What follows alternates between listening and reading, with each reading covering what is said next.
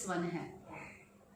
महावीर स्वामी का नाम सामने आते ही आंखों के सामने 2500 वर्ष पुराना एक दृश्य उभर आता है, जिसमें राजपाट, सुख, ऐश्वर्य और भोग विलास आदि तमाम भौतिक सुखों का त्याग कर 30 वर्ष की आयु में वह राजकुमार मुनि बनते हैं।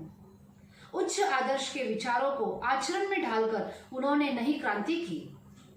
मुनि जीवन के बाद उनके जीवन के सारे घटनाक्रम उनकी वीरता, दृढ़ता, क्षमा आदि गुणों को उजागर करते हुए हमारे प्रेरणा केंद्र बनते हैं।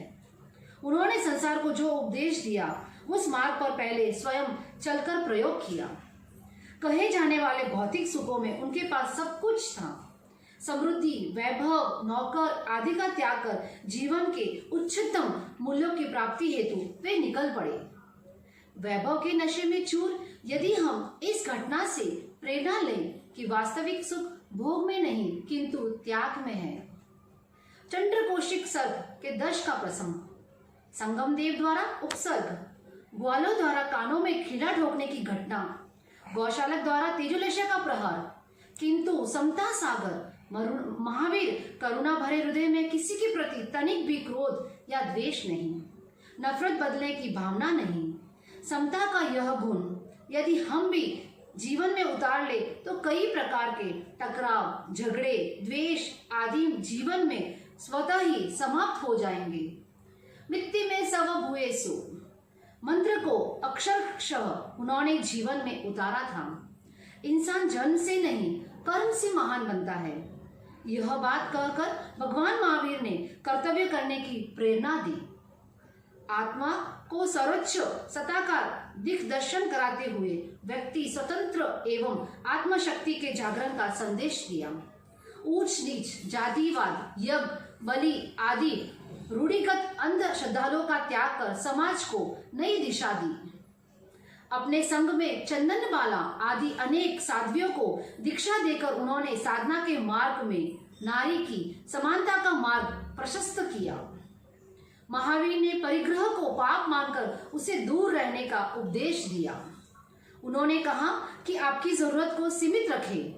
संघ प्रवृत्ति के कारण दूसरों के हक को छीनकर हम उससे वंचित रखते हैं।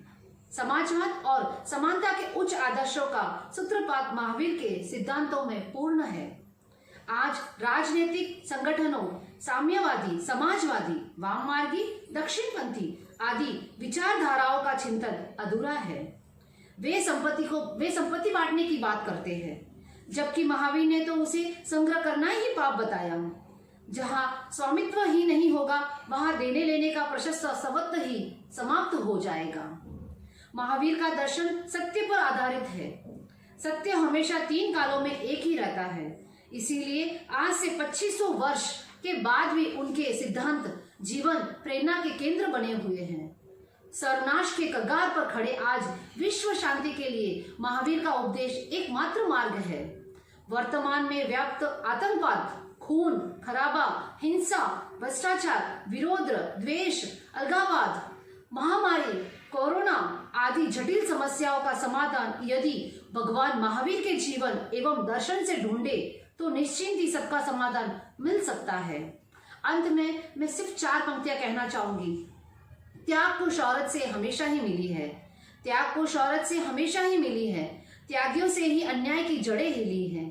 त्याग के पद पर पहुंचे जब प्रभु महावीर, त्याग के पद पर पहुंचे जब प्रभु महावीर, पथ भटको युग को राहत ही मिली है। जिन आगा विरुद्ध कहा हो तुम इच्छा में दुकड़म।